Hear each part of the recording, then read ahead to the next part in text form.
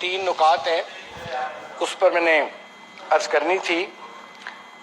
یہ سر جو ترکی میں اور شام میں زلزلہ آیا، آج ایک میں نے ویڈیو دیکھی جی کہ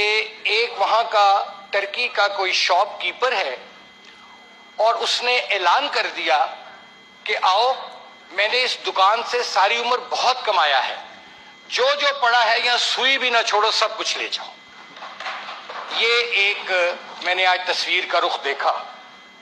اور بڑے افسوس سے مجھے کہنا پڑتا ہے جناب چیئرمین، آج 9 دن ہو گئے ہیں اور 10 دنوں میں 2 مرتبہ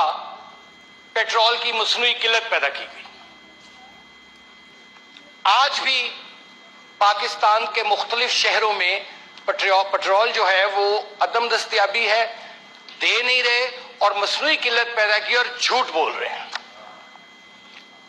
میں سمجھتا ہوں کہ یہ جو پیٹرول مافیا ہے اس نے حکومت کی ریٹ کو چیلنج کیا ہے اور مجھے افسوس سے یہ کہنا پڑتا ہے کہ اس معاملے میں مجھے حکومت بے بس نظر آ رہی ہے.